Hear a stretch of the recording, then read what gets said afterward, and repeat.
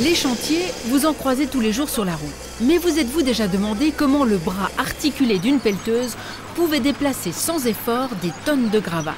Et surtout, qui conçoit et développe les prototypes de ces machines, véritables forçats des temps modernes, capables de s'attaquer à toutes sortes de terrains? Peut-être subsiste-t-il dans votre chambre des tracteurs miniatures comme ceux de Jean-Marc, ingénieur en génie mécanique. Mais lui, c'est du sérieux. Il dessine toutes les pièces qui vont composer les mécanismes hydrauliques des vrais bulldozers. Alors ici, un ingénieur en mécanique va commencer à développer ces pièces sur le PC. On utilise un logiciel de modélisation en 3D. Ces dessins seront ensuite transmis en bas aux ateliers de production. Et donc après, il y aura toute une phase de test sur ces pièces-là. Alors il faut avoir un intérêt, c'est clair, pour la technique. En prise directe avec la production industrielle, Jean-Marc doit surmonter plus d'un problème.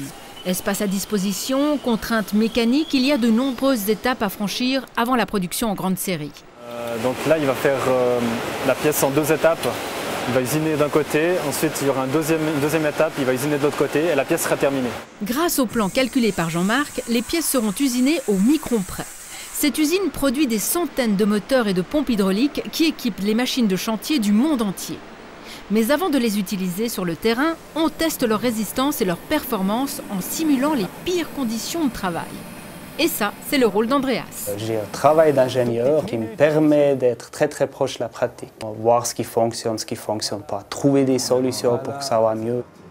Il faut être très technique, ouais. Et puis la précision, c'est aussi très important, vu qu'on a des fois des tolérances qui sont dans le millième de millimètre, donc on cherche la précision. De la précision, il en faut également quand on travaille pour l'industrie automobile. Ici, on conçoit des réducteurs, un assemblage d'engrenages indispensable dans la conception de voitures aussi bien que de satellites. C'est une femme, Andrea, qui développe ces pièces très sophistiquées. Je suis ingénieure mécanique. Alors sur les pièces qu'on conçoit ici, je fais le développement, le calcul, les dessins. On fait aussi des prototypes. Alors pour ce travail, j'utilise énormément l'informatique, entre autres les programmes de calcul, des programmes de dessin et puis tout ce qui va avec. Andrea s'occupe des brevets techniques. Elle contrôle aussi la qualité de fabrication de ces pièces en production. L'occasion de développer de nouvelles solutions avec ses collègues des ateliers.